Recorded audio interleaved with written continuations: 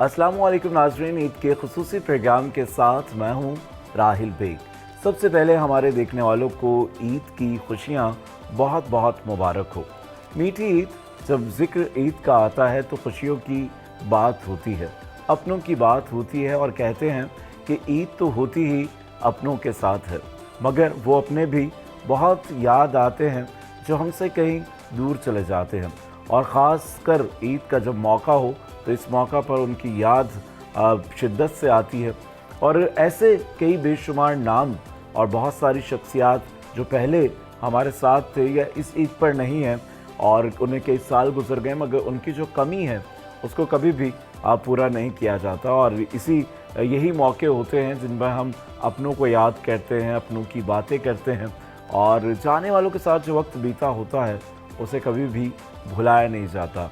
तो आज हम मौजूद हैं पाकिस्तान के एक ऐसे अदाकार के घर पर जिन्होंने दुनिया भर में पाकिस्तान का नाम रोशन किया है और उन्होंने चेहरों पर हमेशा खुशियां दी हैं, हमेशा लोगों को हंसाया है और हमेशा हंसाते रहे हैं। चाहे वो पाकिस्तान की बात हो, दुनिया भर में जहाँ जहाँ लोग अफसुर्दा थे, जब भी उन्होंने उनका काम देखा तो खुशी से खिलखिला उठते थे। उन्हें कॉमेडी किंग का भी ख़ताब मिला और मेरी मुराद है उमर शरीफ साहब से, जो कि गो के हम में मौजूद नहीं है, जबकि उनका जो टैलेंट है, उनका जो काम है वो आज भी लोगों में ज़िंदा है और लगता है कि उमर शरीफ हम में यहीं कहीं मौजूद है। और आज आपकी मुलाकात करवा रहे हैं मिसेस उमर से। सरी उमर हमारे साथ हैं, तो आइए आपकी मुलाकात कराते हैं। अस्सलाम वालेकुम भाभी, सबसे पहले तो आपको ईद मुबारक। खैर मुबारक, आपको भी मुबारक और आपके तमाम नाजरीन को, देखने वालों को, सबको मेरी तरफ से बहुत बहुत ईद मुबारक। बिल्कुल जी, खुशी का ये मौका है, ईद की बात कर रहे हैं। यकीनन जाने वाले की कमी को कभी भी पूरा नहीं किया जा सकता और वो एक ऐसा चेहरा जिनका मिशन ही था कि लोगों को सिर्फ हंसाएं। और अक्सर वो कहा भी करते थे कि मेरा काम है लोगों को हंसाना और मैं हूँ खादिम आपका पुराना। तो उनके बगैर यकीनन ईदें उदास होंगी, मगर ज़िंदगी है और ये चीज़ें हैं, हमें चलना पड़ता है वक्त के साथ साथ। तो उमर भाई को ये तो नहीं कहूँगा कि याद नहीं आती होगी, मगर जब इस तरह के ख़ास मौके आते हैं तो उस वक्त कितना मिस करती हैं उमर भाई को? देखिए, सबसे पहले तो रमज़ान से ही शुरू हो जाता है, क्योंकि कराची में ईद का ड्रामा होना लाजमी होता था, तो पूरे कराची को इंतज़ार होता था। उसके बाद फिर वही ड्रामा वीडियो पे रिलीज़ होता था तो पूरी दुनिया को इंतज़ार होता था कि ईद का ड्रामा आएगा। जैसे इंडिया में इंतज़ार किया जाता है कि कौन सी मूवी आएगी और सिनेमा में रश होता है, तो पाकिस्तान में जो सबसे बड़ा क्रेज़ था वो था उमर शरीफ के ड्रामे का। तो वो जो रमज़ान का पहले से ही स्टार्ट हो जाता था कि उमर की प्रेस कॉन्फ्रेंस होना, फिर वो जो अफ्तार पार्टियाँ होना, तो और फिर ड्रामे की रिहर्सल्स लास्ट के दिनों में जो रिहर्सल्स होती थी। तो वो जो हमारी रमज़ान था ना, वो एक फेस्टिवल की तरह, वैसे एक इस्लामी फेस्टिवल तो था, लेकिन एक उमर के ड्रामे की वजह से भी हमारी एक वो रहती। और देखिए, एक ख़ास रिवायत रही है कि ईद पर ड्रामा देखने लोग ज़रूर जाते हैं और थिएटर देखे बगैर ऐसा लगता है कि आज भी ईद अधूरी सी है। अब फिल्म देखने भी लोग इसी तरह से जाते हैं, मगर जब उमर शरीफ का टाइटल पे नाम आता था और ड्रामा लगता था तो उसकी जो एडवांस बुकिंग थी वो भी शुरू हो जाती थी और हाउसफुल होते थे, तो लोग इंतज़ार में होते थे। और इंडिया में उनके बेशुमार ड्रामे बकरा किस्तों पे आज भी वहाँ पे पसंद किया जाता है। फिल्म के अंदर उनकी जो इंडिया की मूवी है उसमें उनके सीन कॉपी किए गए और बहुत सारे ऐसे बेशुमार काम हैं। तो आप क्योंकि ख़ुद भी आर्टिस्ट रही हैं, फिर उसके बाद उमर भाई के साथ साथ ही होती थी, तो अब की ईद पर और पिछली 2 ईदों से हम देख रहे हैं कि उमर शरीफ स्टेज पर नहीं है।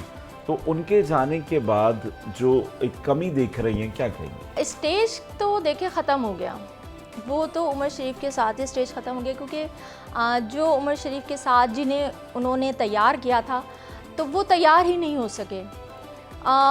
वल्गैरिटी और जो जिस तरह के ड्रामे होते हैं, और फिर वो आज भी उन्हीं ड्रामों को घुमा फिरा के नाम चेंज करके तो वही काम हो रहा है।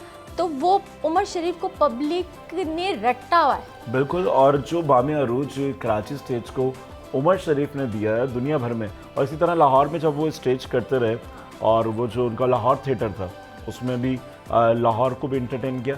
और क्योंकि आर्टिस्ट पूरी दुनिया का होता है तो अब स्टेज ड्रामा देखती हैं, कभी दिल चाहता है देखने का ये ईद के मौका पर कि कभी जाऊं देखूं क्या हो रहा है? नहीं, क्योंकि पता नहीं क्यों मेरी एक वो है, मैंने उमर शरीफ से बड़ा आर्टिस्ट किसी को कभी समझा नहीं।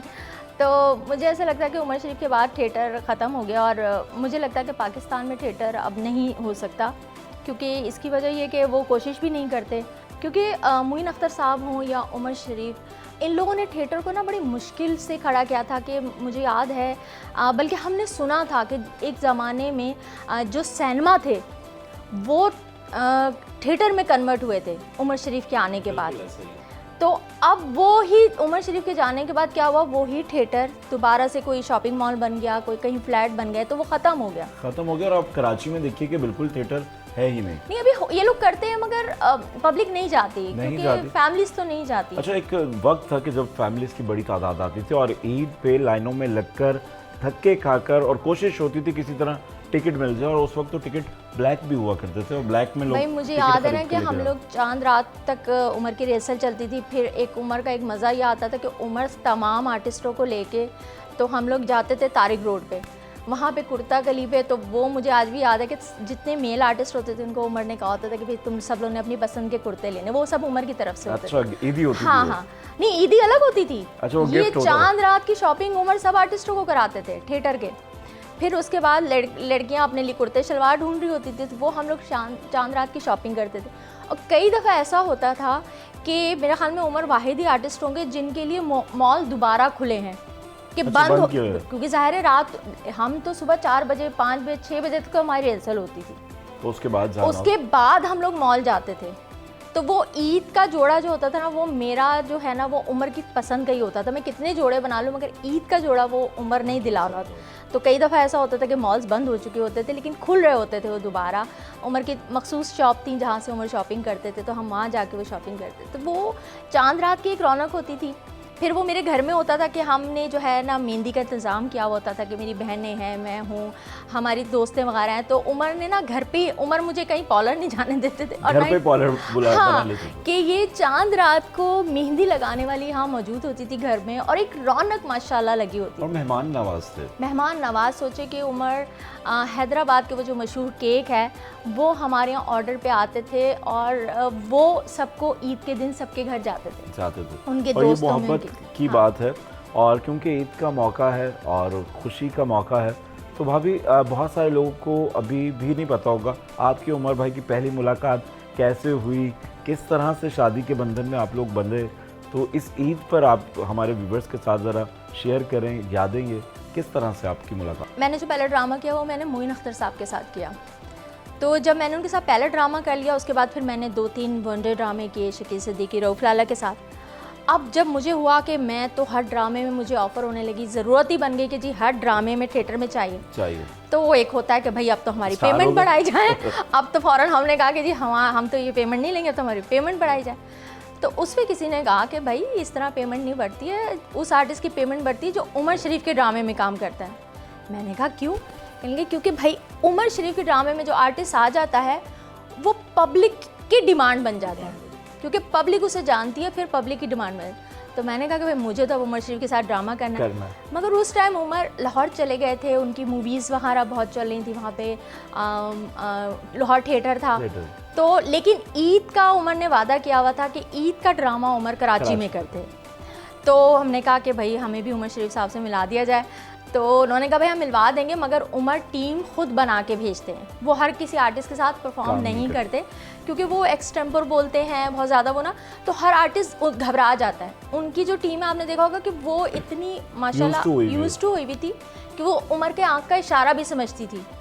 और उमर जो उस टाइम स्टेज पे खड़े होकर जुमले बता रहे होते ना, तो ये बोलो तो फ़ौरन से बोलते थे। तो मैंने कहा अच्छा भी मिला दे। तो मेरा क्या हुआ कि उनकी प्रेस कॉन्फ्रेंस, उनका ड्रामा था मामू मजाक मत करो, जिस पे इंडिया की फ़िल्म बनी है मुन्ना भाई MBBS। वो मामू मजाक मत करो, उस ड्रामे में पहली दफ़ा मैं उमर से मिली। और अगर आप वो ड्रामा देखें और वो सीन देखें तो उसमें भी उमर कह रहा है तुम्हारी शादी तो मुझसे ही होनी है, और मैं सर बस रही हूँ ये क्या बोल रहे हैं। तो इस तरह मेरी उनसे मुलाकात हुई। और उसमें मेरा एक ही सीन था, लेकिन उसके बाद जो सेकंड ड्रामा किया बेबी समझा करो, तो उसमें मेरा टाइटल रो था। समझ गई कि मैं बीवी हूँ। फिर उसके बाद ऐसा, लेकिन इतनी जल्दी नहीं, उनको बहुत 4 Time साल लगा। लगे हैं, लेकिन 2003 में फिर हमारी शादी हो गई। और क्योंकि जब आपने सोचा होगा कि जी इनके साथ आने से पेमेंट बढ़ जाती है, तो फिर वो अल्लाह ताला ने ऐसा किया कि वो आपकी ज़िंदगी में भी आ गए और माशाल्लाह से उनके बाद फिर आपको पेमेंट भी खत्म हो गई। पेमेंट ही ख़त्म हो गई। और फिर क्योंकि आप उमर भाई के साथ सोती थी, होस्टिंग भी करती रही आप। बिल्कुल, मैं जब भी, क्योंकि मैं उम्र के अलावा नहीं, मैं उन बीवियों में से नहीं हूँ कि शौहर घर में बैठे हों और बीवी शूटिंग पे चली जाए, घर से बाहर चली जाए। मैं तो इसलिए फिर मैंने जो है टीवी और ये सब काम मैंने छोड़ दिया था खुद से ही। लेकिन उमर को पता था कि ज़रीन को शौक़ है, तो मैं जब बाहर जाती थी, हम लोग उमर के जो शोज़ वगैरह होते थे, तो मैं उनको ज़रूरत नहीं होती थी, बट वो फिर भी मुझे साथ अपने होस्टिंग के लिए रखते थे। तो मैं उनके साथ जो है ना, बाहर जितने भी मैं दुनिया में गई हूँ, तो मैं उनके साथ परफॉर्म करती बिल्कुल थी। इंटरनेशनल टूर्स पर ज़री उमर उनके साथ ही होती थी। और गुफ्तगू का ये खूबसूरत सिलसिला जारी है, मगर यहाँ वक्त हुआ है एक ब्रेक का, और ब्रेक के बाद बहुत सारी बातें होंगी, बहुत सारी यादें होंगी, और ज़री उमर हमारे साथ है। मिलते हैं ब्रेक के बाद। वेलकम बैक नाज़रीन, और बात हो रही है ईद की, और आज आपकी मुलाकात करवा रहे हैं मिसेस उमर शरीफ से, यानी कि ज़री उमर से, और उनकी भी कुछ बातें हो रही हैं। और ब्रेक से पहले हम बात कर रहे थे कि ज़री उमर कैसे बनी और किस तरह से उनका ये ताल्लुक़ जो है उमर शरीफ साहब के साथ जुड़ा, और अभी तो बहुत सारी बातें बाकी हैं। तो भाभी, जैसे अब आप उनकी ज़िंदगी में आ गई, तो फिर उमर भाई ने आपसे कहा कि अभी आप काम छोड़ दें, या फिर आपने अपनी मर्ज़ी से ही काम करना छोड़ दिया? नहीं, उन्होंने मुझे कभी नहीं कहा, क्योंकि मैं उनकी प्रोडक्शन हाउस भी संभालती थी। और उसके बाद भी अगर देखा जाए तो जैसे हमने अपनी सीरियल किए, बहरूपी हमने एक सीरियल की थी, तो उसमें भी मैंने काम किया, या अभी हमने TV 1 पे जो शो किया था, तो मैं भी उनके साथ होस्टिंग करी थी। उन्होंने मुझे कभी नहीं कहा, मैं खुद से नहीं करती थी। हाँ, उमर के जो प्रोग्राम होते थे उन सब में मैं हूँ। शादी के बाद के वो सारे मेरे थिएटर के ड्रामे जितने हैं, तो मुझे उमर ने कभी नहीं कहा कि छोड़ दो। हाँ, मैं किसी और के साथ नहीं करना चाहती थी, कि मुझे लगता था कि अब ज़रूरत नहीं है। और देखिए, ये बहुत मुश्किल काम होता है जब आप बिल्कुल लाइमलाइट में आ जाएं, लोग आपको पहचानने लग जाएं और आप स्टार बन जाएं, और फिर एक स्टार की आप वाइफ हो, और वही काम कंटिन्यूसली हो रहा है, और देखते हो उस काम को छोड़ देना, ये बड़ी बात होती है। कंट्रोल करना पड़ता है ना अपने आप को, क्योंकि एक आर्टिस्ट को तो तस्कीन ही तब मिलती है जब वो काम कर रहा होता है। मगर ये आपकी बड़ी बात है कि आपने अपनी मोहब्बत को और अपनी जो बीवी का जो किरदार है उसको बेहतर अंदाज से अपनाया है, और आखिरी दम तक, बल्कि आखिरी सांस तक आप जर्मनी में उनके साथ थी। यहाँ से पाकिस्तान से जर्मनी और जर्मनी से वापस आने तक साथ थी। तो कुछ उमर भाई की हैप्पी बातें करते हैं, अच्छी बातें करते हैं, और क्योंकि वो कहते थे कि मेरी इस तरह की तस्वीरें भी आप सोशल मीडिया या उस पर ना चलाएं, और क्योंकि जो हंसने वाला होता है, हंसाने वाला होता है, वो चाहता है कि लोग हंसते रहें और अच्छा वो उनको दिखाएं। अच्छा, दुनिया भर में उमर भाई ने काम किया, ख़ास तौर पर हमारे यहाँ जो सबसे ज़्यादा क्रेज़ है वो सरहद पार का है। इंडिया में भी बेशुमार काम किया, और इंडिया के बड़े बड़े कॉमेडियंस किस तरह से मिलते थे उमर भाई से, क्योंकि आप उन तमाम टूर्स में साथ होती थी, क्या कहेंगी? उमर ने जितना इंडिया में कहें, इंडिया नाम तो ले सकते जी हैं? जी। हाँ, अच्छा, क्योंकि वो PTV नहीं लेने देता।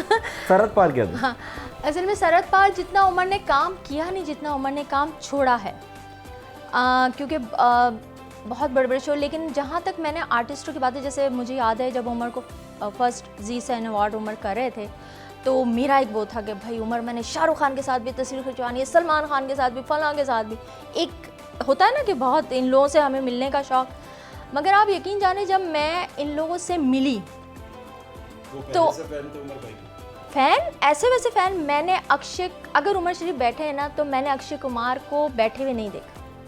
गोविंदा उनके पैरों में बैठ रहा है, शाहरुख खान पप्पियों पे पप्पियाँ कर रहा है, सलमान खान जैसा मगरूर आदमी भी यूं हाथ बंद करके खड़ा है। मैंने एक आर्टिस्ट से नहीं कहा कि मेरी तस्वीर खिंचवा लो। मैं तो खुद इतनी बड़ी सेलिब्रिटी की बीवी हूँ, जिसके साथ खड़े हो रहे हैं ये आर्टिस्ट, और मतलब तस्वीरें खिंचवा रहे हैं। और देखिए, बिल्कुल वो तमाम आर्टिस्ट जिनका इतना ज़्यादा क्रेज़ है, दुनिया भर में लोग उन्हें पसंद करते हैं, और उनका भी बड़ापन है कि वो फ़नकार को रिस्पेक्ट देते हैं।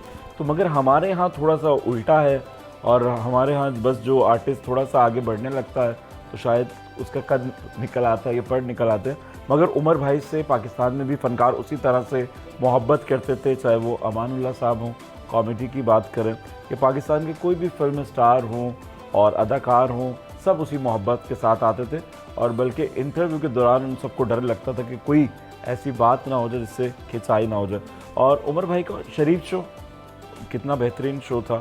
और आपको खुद उनकी कौन सी फिल्म ऐसी है अच्छी लगती है, या कौन सा ऐसा ड्रामा जो अब भी आप कभी चाहती हैं कि मैं ये वाला ड्रामा देखूं उनका? मैं उनके पहले ड्रामा से लेके ना बकरा किस्तों से लेके उनके सारे ड्रामे ना मुझे याद हैं मुँह ज़बानी, एक एक ड्रामा, एक एक डायलॉग। आओ सच बोले मेरा फेवरेट ड्रामा था। बकरा किस्तों पे तो मतलब वो तो उसकी तो ख़त्म ही कर देना बात। लेकिन मेरा आओ सच बोले, मामू मजाक मत करो, ये वाले ड्रामे और इस तरह के ड्रामे मेरे और 420 उनकी जो फिल्म थी मिस्टर 420 वो मैंने कई दफ़ा देखी है। बिल्कुल। और मिस्टर चार्ली भी मुझे पसंद। बिल्कुल, फिल्मों में भी उनका काम खासा पसंद किया गया जी। और रीमा के साथ भी उन्होंने फिल्म में एज अ हीरो के साथ, और रीमा, खुशबू और ये तमाम अदाकार, रीमा मतलब कई आर्टिस्टों ने इंट्रोड्यूस करवाए जिसमें शकीला कुरैशी हैं, रूबी नियाजी हैं, नरगिस हैं, ये सब आर्टिस्ट उमर लाए। शाज़िया मंजूर को singer as a singer Umar ने मुतारिफ करवाया। तो कई आर्टिस्ट, ये तमाम वो लोग हैं जो अपने अपने शोबों में एक नुमाया मुकाम रखते हैं। शाज़िया मंजूर प्लेबैक सिंगिंग के हवाले से अपना एक अलग मकाम रखती हैं, और इसी तरह शकीला कुरैशी ड्रामों में भी रही, फिल्म में भी रही, और नरगिस ने तो फिर बहुत ज़्यादा कमाल किया। और स्टेज पर मेरे ख्याल से दोबारा उनके बाद ऐसी कोई आर्टिस्ट नहीं आई है जिस तरह से जो फेम उन्होंने हासिल किया। तो आपको क्या लगता था, कभी जेलसी होती थी उमर भाई जब इन सब हीरोइंस से मिलते थे, उनके साथ काम कर रहे होते थे, तो आपको जेलसी कोई होती थी? सिर्फ काम नहीं कर रहे होते थे उमर की, इनसे सबसे बहुत दोस्ती थी। तो या सिर्फ आप आँख का इशारा करती थी कि उमर दूर हो जाए? नहीं, अब बस इत्तेफाक ऐसा हुआ कि मेरे आने के बाद उमर ही खुद इतने वो सही हो गए कि उनको बस एक वो हो गया कि बस फिर हर जगह, फिर जब मैं साथ होती थी तो फिर बीवी भी ऐसी होनी चाहिए ना जब उसके अलावा फिर कोई नज़र ही ना आए। और ये मोहब्बत की बात होती है। देखिए, कहते हैं ना कि इंसान के रहने के लिए सबसे अच्छी जगह जो होती है वो उसका दिल होता है, और वो दिल में उतरने के लिए मोहब्बत ज़रूरी है, अल्फाज ज़रूरी है। अल्फाज ऐसे होने चाहिए आप किसी के दिल में उतर जाएं, अल्फाज ऐसे नहीं होने चाहिए कि आप दिल से उतर जाएं। फिर आपका इखलाक, मोहब्बत, बातें, ये सब चीज़ें होती हैं जो आपको रिश्तों को मजबूत बनाती हैं। तो अपने रिश्तों को बेहतर और मजबूत बनाने के लिए हमेशा खुश इखलाकी से पेश आएँ, मोहब्बत से पेश आएँ, तो जो रिश्ते हैं ये जुड़े रहेंगे, मोहब्बतों में रहेंगे। और कोई शरारती तो थे उमर भाई, और तो क्या शरारत करते थे आपके साथ, या कभी सेट पर कोई ऐसी बात, उनकी शरारत, कोई ऐसी चीज़? मतलब उमर जैसे थिएटर में नज़र आते थे, उमर तकरीबन वैसे ही थे, मतलब घर में भी उमर ऐसे ही थे, हंसी मजाक हमारा चलता रहता। तो शरारतें मतलब बस उमर के साथ लड़ना बहुत मुश्किल था। हाँ, अब आपने लड़ाई, अब आपकी किसी भी बात पे लड़ाई है, जैसे उन्होंने एक बार क्या, मेरी सालगिरह थी तो उन्होंने मुझे ना विश किया, ना वो आए ना वो, तो मैं हर साल उनकी एक सरप्राइज़ बर्थडे हमेशा हर साल 20 साल से मैं कर रही हूँ। तो अब मुझे उन्होंने जो है ना वो नहीं किया, और उसके बाद मैं अपनी दोस्तों को फ़ोन करके बस ख़त्म हो गई बात, अब तो बस मैं कोई सालगिरह नहीं करूँगी, किसी चीज़ में विश नहीं करूँगी, अब भूल जाओ, मैं अपनी। अब फिर उन्होंने, मुझे नहीं पता था, उन्होंने वो सब अरेंज किया हुआ था पूरा, वो आपको सरप्राइज हाँ, वो मुझे सरप्राइज़ दे रहे थे। अब मुझे फिर मेरी दोस्तों को, जैसे गज़ाला जावेद की बात हुई थी, गज़ाला जावेद और उमर के दोस्त नहीं, मैं बाची बहन को बोला कि ज़रीन को लेके आओ। अब मैरियट में, अब वो कह रहे हैं चलो हम तुम्हें खाना खिलाने लेके चलते हैं ज़रीन, अगर उमर ने सालगिरह नहीं की। मैंने कहा नहीं, उमर से तो बस मैं बहुत नाराज़ और ये वो, लेकिन खैर गज़ाला बाजी मुझे ज़बरदस्ती लेके गई, अच्छा चलो आओ मैं तुम्हें खाना खिला के लेके आती हूँ। अब जब मैं वो मैरियट में इंटर हुई हूँ और मैंने देखा तो जैसे गेट ओपन हुआ है और सारे आर्टिस्ट और सब खड़े हुए, हैप्पी बर्थडे, मैं तो डर ही गई। तो और उमर सामने खड़े हुए हैं, और वो तो उमर की बहुत ज़्यादा वो शरारती थे। अब अक्सर ऐसा होता था कि मैं जितने भी टूर पे गई हूँ मुझे कभी नहीं पता होता था कि मैंने जाना है, अचानक। अब सोचे कि हम रात को इस तरह बैठे हैं और 2 बजे उमर कह रहे हैं कि तैयार हो जाओ, 4 बजे हमें निकलना है, लंदन की फ़्लाइट है। मतलब कौन तैयार हो सकता है? और आप इंटरनेशनल टूर पे जा रहे हैं, इंटरनेशनल टूर, और गर्मी, आप कराची में गर्मी में बैठे हैं, लंदन की सर्दी, और आपको वो ड्रेसेस निकाले। मैं कह रही हूँ उमर, मतलब आदमी बता तो देता। नहीं, मैंने कहा उमर मैं पॉलर नहीं गई, कुछ तैयारी, अरे वहाँ सब कुछ है, वहाँ कर लेना, तुम्हें क्या ज़रूरत है फला। तो वो अच्छा, मुझे आदत भी पड़ गई थी कि मैं 5 मिनट में रेडी हो जाती हूँ। फिर मैंने क्या कर लिया था कि मैंने बैग बना लिए थे, ऑस्ट्रेलिया का बैग, लंदन का बैग, अमेरिका का बैग, सारे बैग बना के तो उमर सरप्राइज देते थे। तो मैं पहले ही कहती बोलते हाँ, मैं थे तैयार। मैं इजी हूँ, बस मैंने बैग उठाना है और चल पड़ना है। तो और उमर की शरारतें तो खैर बहुत ज़्यादा होती थी, हंसी मजाक उनका। खाने के भी शौकीन थे। खाने के शौकीन थे, खिलाने के बहुत शौकीन थे, और उनको होता था बस चीज़ें ज़्यादा हो, खाना खाते थोड़ा थे, बल्कि उनको ज़्यादा मोटापा नहीं पसंद था ना, तो वो औरतों का भी मोटा होना उन्हें बिल्कुल पसंद नहीं था। तो बाज़ दफ़ा ऐसा होता था कि मैं उनके सामने ना, कि वो कहते थे ज़्यादा नहीं खाना चाहिए, मोटे हो जाते हैं ये वो, तो मैं क्या करती थी, अब मैं भी खाने पीने की शौकीन, तो मैं क्या करती थी उनके सामने ब्राउन ब्रेड और नाश्ते में वो अंडा खाया, और अंदर जाके किचन में जाकर पराठा खाया। मैंने कहा ये क्या, ना खाते ना खाने देते। लेकिन उनको खाने का शौक़ था, और मुझे खाना सजा के लाने का शौक़ था कि उनको अच्छे से उनकी जिस और कहते हैं ना कि बीवी जो है खाने के रास्ते ही दिल में उतरती है। अगर बीवी अच्छा खाना बनाती है और मज़ेदार खाना, और उसको सजाकर सलीके और तरीके से लाती है, तो शायद ये भी वजह होगी कि आपने अपनी जगह उमर भाई के दिल में बनाई। और खाने का जायका भी तभी आता है जब आप उसे मोहब्बत और चाहत से बनाते हैं। चाहत ही का जायका आपके खाने में जाता है। तो आप खुद क्या अच्छा बनाती हैं और क्या फरमाइश करते थे उमर भाई? कभी दिल चाहता था तो क्या कौन से खाने आपके लिए? उनको कोफ्ते बहुत पसंद थे, और मेरे हाथ के उन्हें कोफ्ते, अपनी अम्मी के बाद उन्हें अगर किसी के हाथ के कोफ्ते पसंद थे तो वो मेरे हाथ। उसके अलावा वो फ़िश बहुत शौक़ से खाते थे, तो फ़िश तो हमारे यहाँ दूसरी तीसरी रोज़ बनती थी। अब उसमें मैं कभी ग्रिल फ़िश बनाती थी, कभी फ़िश कढ़ाई, वो मुख्तलिफ करके, क्योंकि फ़िश के बहुत शौकीन थे कि फ़िश तो लाजमी होनी चाहिए। तो फरमाइशें यही होती थी। मीठा खाने के बहुत शौकीन थे, शुगर थी मगर फिर भी मीठा खाने, अगर आप मीठा ना भी बनाएं तो भी उनके पास एक बहाना तो होता था, क्योंकि जुमेरात को देते थे न्याज, तो वो आती थी, पूरी मिठाइयों के टोकरे आते थे, वो जो सब जगह तकसीम होते थे, और वो हर जुमेरात को होता था कि वो मस्जिदों में भी जाते थे। मगर अब वो उम्र कहते ये न्याज है ना, इससे कुछ नहीं होता, तो वो ये चख लेते हैं। बिल्कुल जी, चख लें और उससे कुछ नहीं होता। मगर यहाँ वक्त हुआ है एक ब्रेक का, मिलते हैं एक ब्रेक का। वेलकम बैक नाज़रीन, और आज ईद का दिन है, और ईद का दिन होता है अपनों के साथ। उमर शरीफ आप सबके अपने हैं, और उनकी बेगम के साथ उन्हीं की बातें, उन्हीं के किस्से हो रहे हैं। और दुनिया भर में आज भी जो फैंस हैं वो चाहते हैं कि जो उनके स्टार्स होते हैं उनके बारे में हम कुछ जानें, बात करें, और वो जो चीज़ें हैं, वो बातें हैं, वो कभी भी पुरानी नहीं होती हैं। और ज़री उमर हमारे साथ मौजूद हैं। तो ब्रेक पे जाने से पहले बातें हो रही थी उमर भाई के कुछ खाने की, कि कोफ्ते आप बड़े अच्छे बनाती हैं, और कभी उमर भाई को खुद शौक़ हुआ कुकिंग करने का? नहीं, वो उनको किचन में जाने का भी शौक़ नहीं था। हाँ, उन्हें एक चटनी बनाने आती थी, और चटनी बहुत एक इंटरेस्टिंग वाक़या, मतलब वो चटनी कभी उन्होंने ज़िंदगी में कभी बनाई नहीं है, मगर वो बताते थे। नहीं, वो बताते नहीं थे, वो कहते थे वो मैं बनाऊंगा, और आप यकीन जाने उसकी चीज़ें वो सबसे इतनी कटवा लेते थे। अब जैसे वो कहते थे मैं ये चटनी, इससे अच्छी चटनी टमाटर की चटनी हो नहीं सकती, वो टमाटर की चटनी थी। तो हम कहते थे बताएं, हाँ वो बनाएं उमर आप, हाँ मैं बना लूँगा, बस एक काम करो तुम 1 किलो प्याज काट दो, 1 किलो हरी मिर्च काट दो, और 2 किलो टमाटर काट दो। अब सोचे 2-2 किलो। अब ये चलो हम पाकिस्तान में तो कर नहीं, बल्कि खाना बन गया। नहीं, पाकिस्तान में तो आप ये कर सकते हो, वो बनाते तो मुझे पता है ज़्यादा ही बनाते, उनका तो होता, लेकिन चलो बना तो लेते ना, लेकिन वो कट जाती थी, उसके बाद वो बनती नहीं थी। अच्छा चले, हमने तो ये बर्दाश्त कर सकते हैं, हमारे तो हेल्पर है। अब हम अमेरिका में, अब उमर के फ्रेंड के घर में, आपको पता है वहाँ तो कोई नौकर नहीं, कुछ नहीं।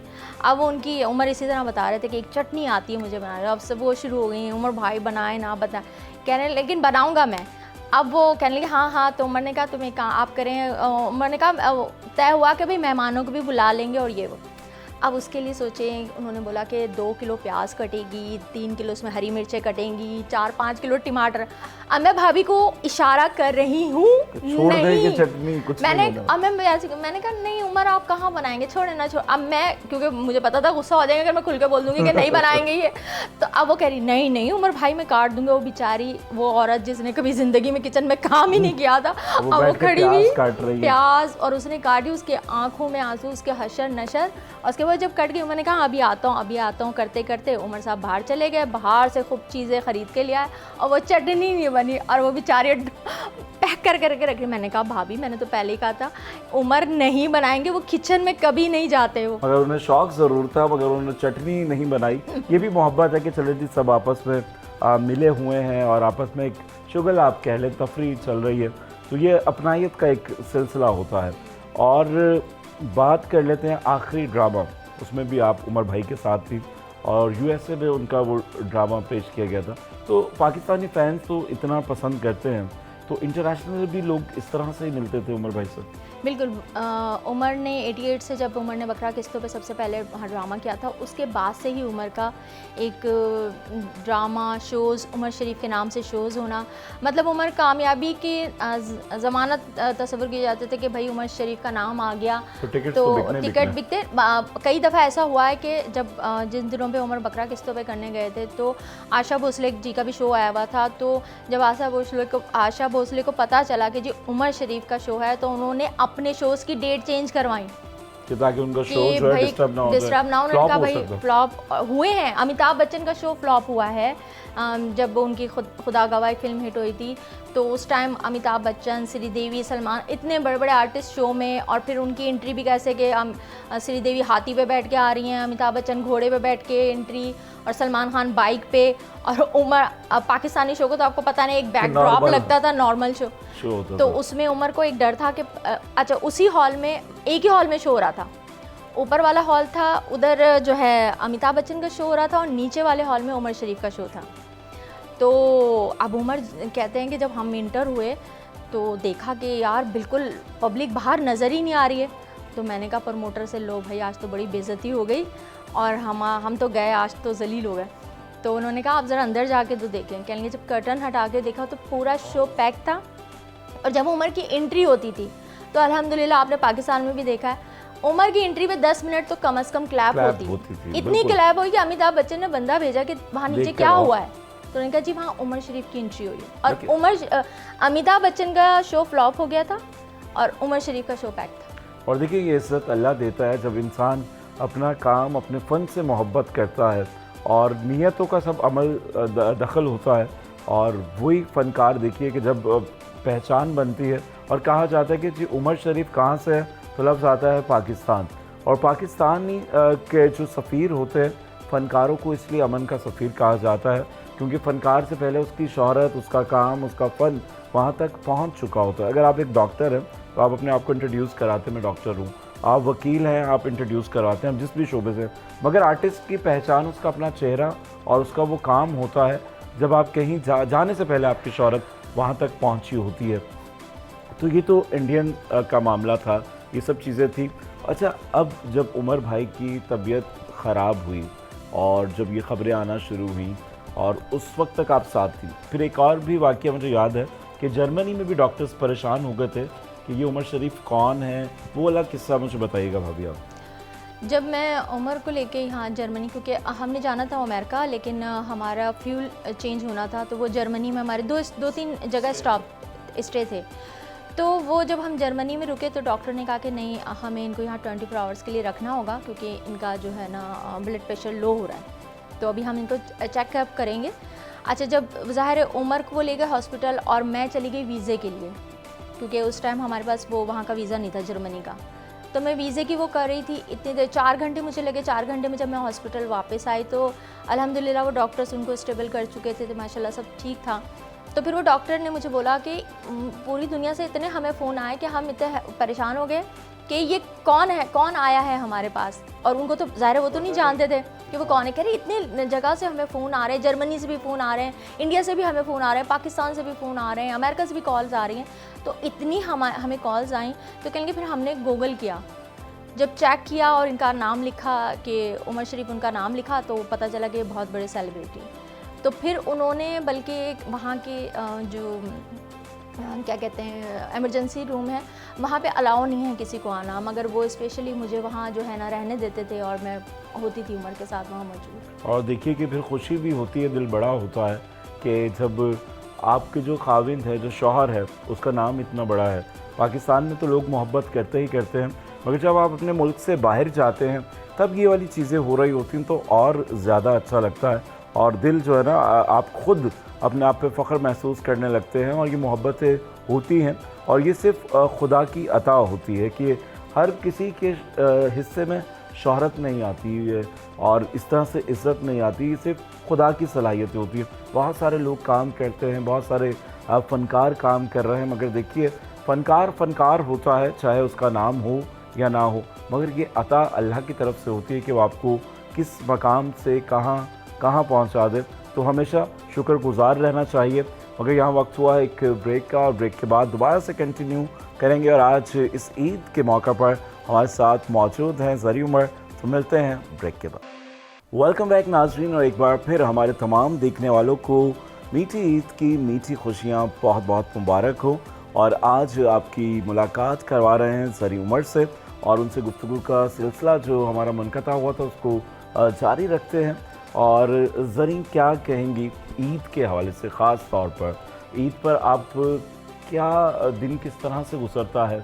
और यकीनन उनके साथ जब आप थी तो चांद रात का भी माहौल कुछ और था, शॉपिंग आर्टिस्टों के साथ, और यकीनन अब वो वाली चीज़ें नहीं हैं। तो ईद पर उमर भाई की क्या मसरूफियात होती थी? एक तरफ ड्रामा और सुबह फैमिली के साथ किस तरह से वक्त गुजारते थे? वही इसीलिए मैंने आपको सब बताया कि हमारी लाइफ जो थी वो किस तरह की थी, और ईदें और रमज़ान हमारे कैसे होते थे कि माशाल्लाह वो जो रौनक थी।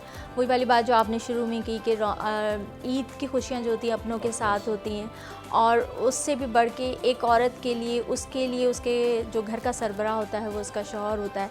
तो मेरे लिए उनके साथ ही वो ईदें थीं। तो अब वो तो सब रौनकें ख़त्म हो गई।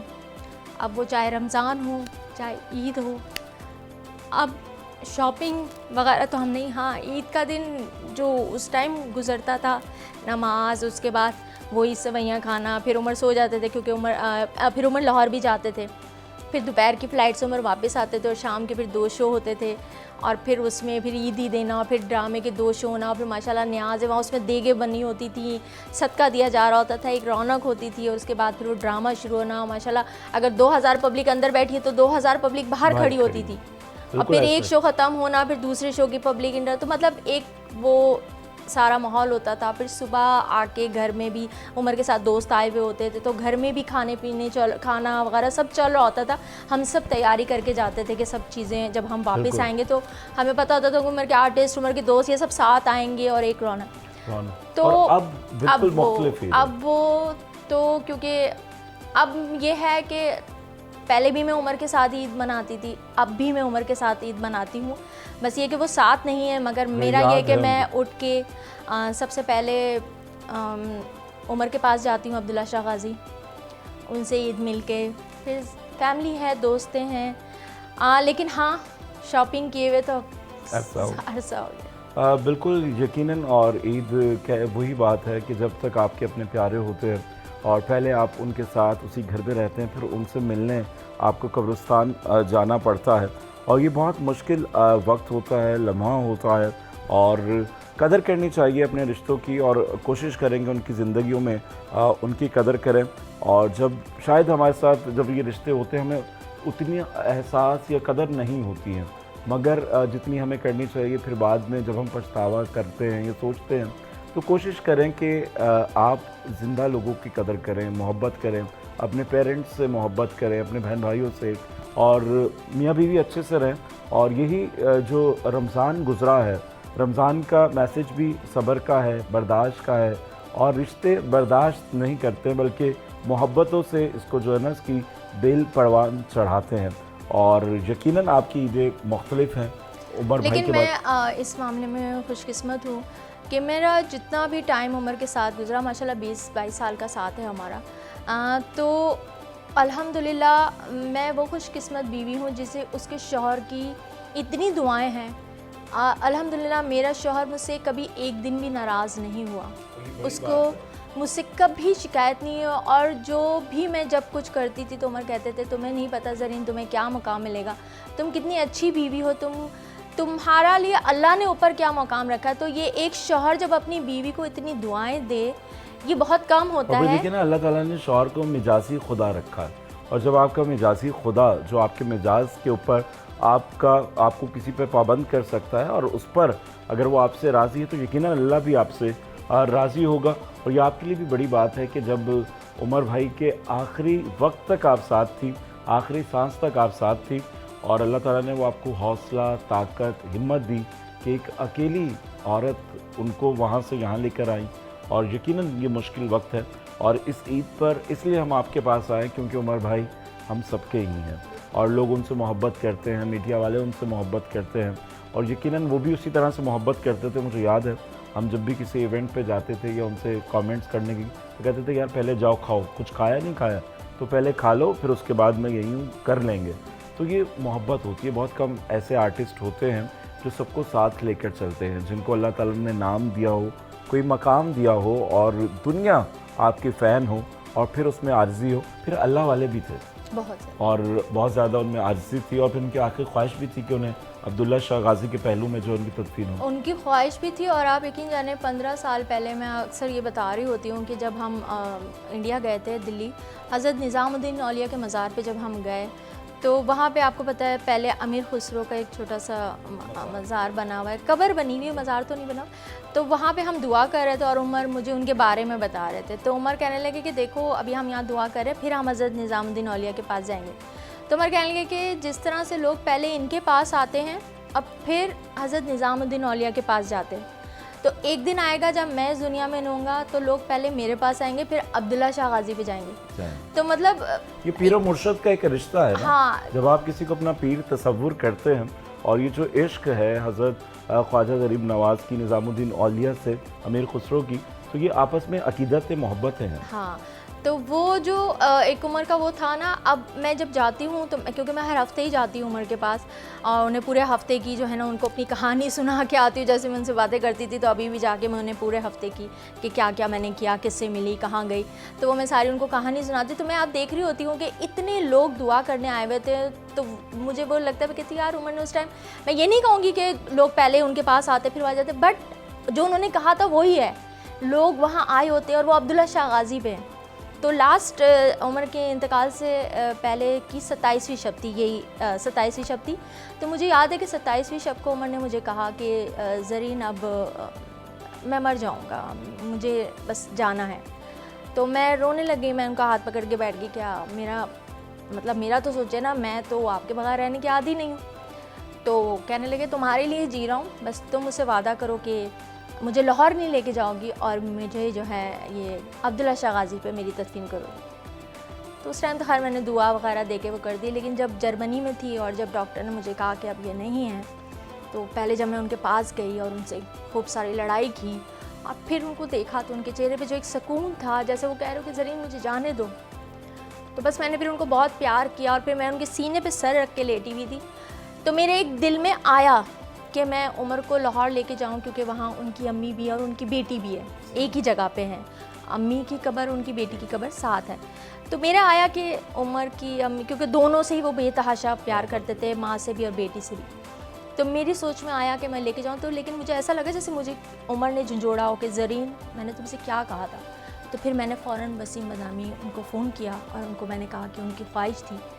और आप यकीन जाने कि उन्होंने बात की और मेरे ख्याल में 10 मिनट में, विदिन 10 मिनट में इजाज़त मिल गई, मामला तय हो गए। और देखिए कि जाने वाले को पता चल जाता है कि वो अब जाने वाला है, ये रुखसत होने वाला है और हम उस वक्त नहीं महसूस कर रहे होते। हमें लगता है कि शायद कोई ऐसे ही बात कर दी है, ये चीज़ें कर दी हैं।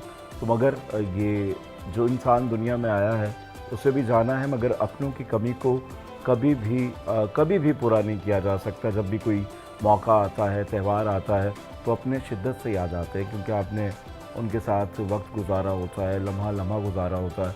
तो फिर ज़िंदगी है, चलती हैं चीज़ें और जो लोग हयात हैं उनकी हमेशा मैं ये कहता हूँ कि इज़्ज़त करें, कदर करें। और क्योंकि वक्त गुजारना है आपने, तो अच्छा वक्त गुजारें और अपनों के साथ जो वक्त होता है वो क्वालिटी वर्क होता है। और इसी तरह हमारी भी पहली ईद है, पहले पिछले साल हमारे वालिद साहब हमारे साथ थे, इस साल नहीं है, मगर कमी महसूस होती है। जब आपके अपने जाते हैं तो फिर आपको उसका एहसास होता है। तो ज़रीन कोई मैसेज देना चाहें ईद के हवाले से, क्या कहें?